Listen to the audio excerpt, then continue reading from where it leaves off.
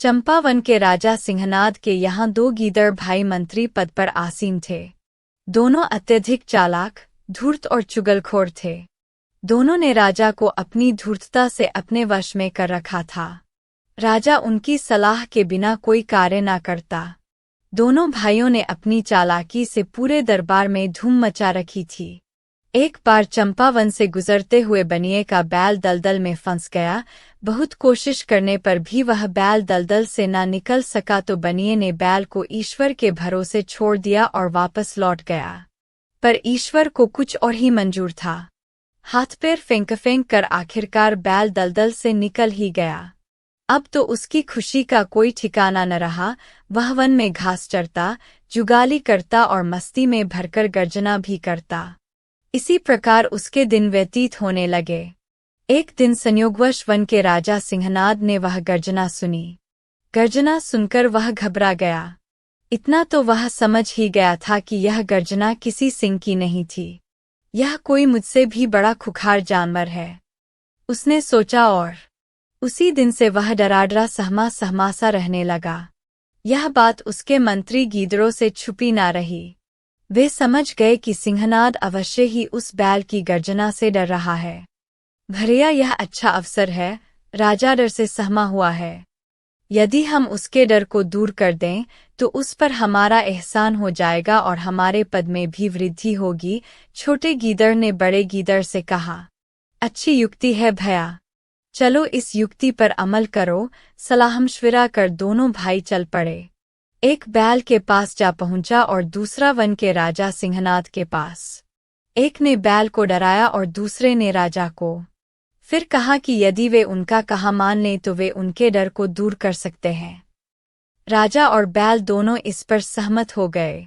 दोनों गीदड़ भाइयों ने उनकी आपस में मित्रता करा दी।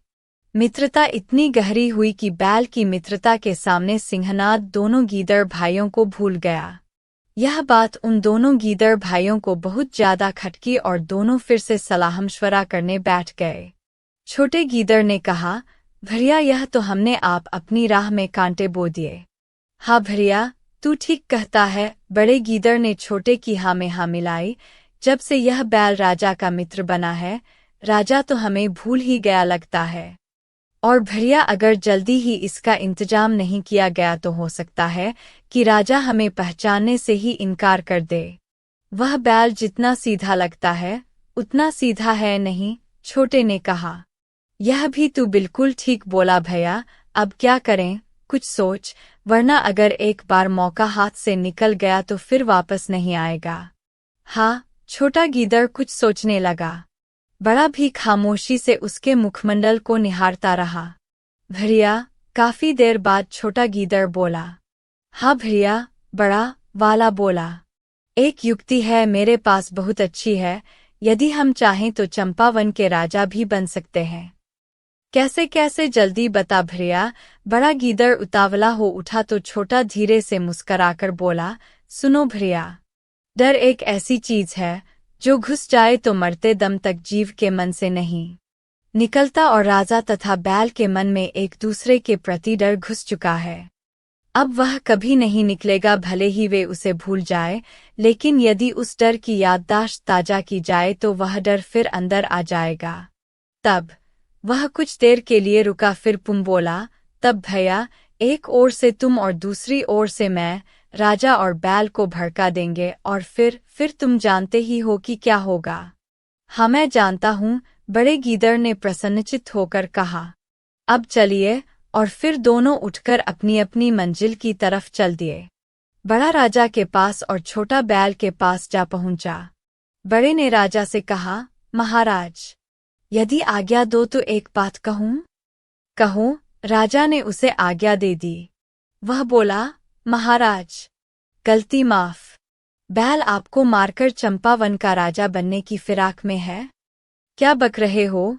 राजा अपने स्थान से उठ खड़ा हुआ। क्रोध उसके मुखमंडल पर झलक रहा था, मगर गीदड़ देख रहा था कि उसका शरीर थरथर कांपने लगा था। यह देख वह मन ही मन मुस्कुराया। फिर बोला, महाराज, वह बैल अत्यधिक बलवान है। उसने शिवजी की सवारी नंदी के कुल में जन्म लिया है। वह एक साथ कई कई शेरों को मार सकता है। मैंने आपका नमक खाया है महाराज, इसलिए यह बताने चला आया। क्या नंदी के कुल में जन्मा है वह? राजा ने थरथर कांपते स्वर में पूछा। जी महाराज, रात को मेरे सपने में भगवान विष्णु आए। उन्होंने मुझसे कहा कि तुम अपने राजा से मोह रखते हो, इसीलिए मैंने तुम्हें सब बता देना उचित समझा। चालाक गीदड़ ने अपनी पुरानी चाल चली। वह अब से पहले भी राजा को इसी प्रकार से कई बार बहका चुका था। राजा को तत्काल उसकी बात पर विश्वास हो गया। वह बोला, अब हम क्या करें महाराज?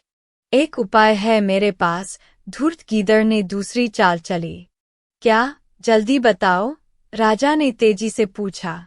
महाराज, आज यदि आप बैल के पास आते ही उस पर आक्रमण कर उसे समाप्त कर दें तो आपकी जान बच सकती है, लेकिन महाराज ध्यान रहे कि यदि बैल ने आप पर एक भी प्रहार कर दिया तो फिर आपका बचना मुश्किल है।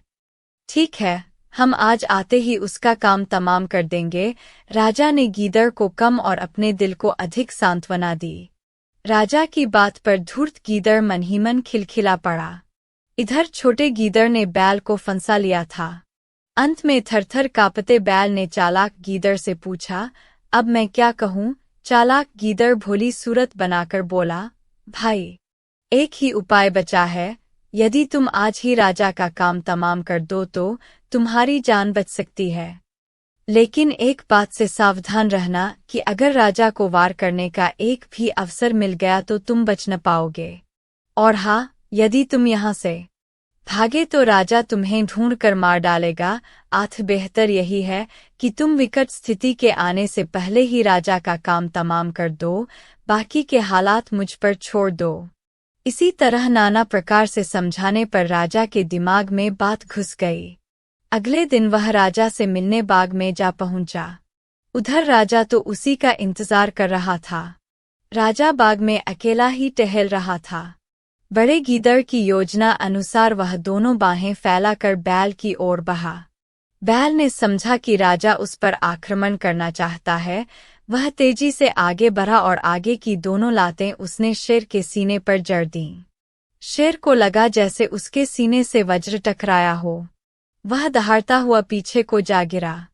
शेर को पछड़ता देख बैल दुगने उत्साह से आगे बढ़ा। तभी शेर ने कठिनता से खुद को संभाला और बैल की पूंछ को जबड़े में भरकर काट डाला। बैल भयंकर गर्जना करता पीछे को हटा, मगर पीछे हटते हटते भी उसने शेर के सीने पर एक और लात जड़ दी। शेर लात खाते ही गिर पड़ा, मगर वह जल्दी ही बड़बड़ाता हुआ उठा और बैल की गर्दन पर प्रहार कर दिया और पुनः गिर पड़ा। फिर जल्दी ही दोनों ने लड़लड़कर प्राण छोड़ दिए।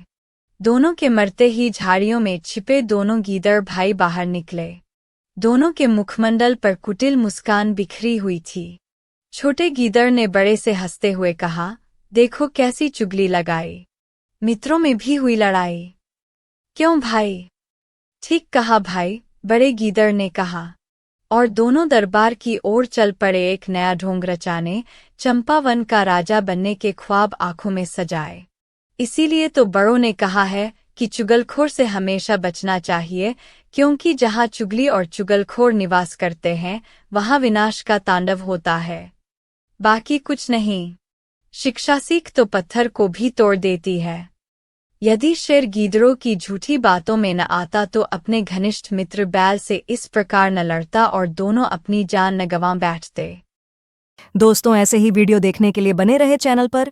इस वीडियो को लाइक करें, सब्सक्राइब करें, बेल आइकॉन को प्रेस कर लें, कमेंट करके अपनी राय ज़रूर दें। धन्यवाद।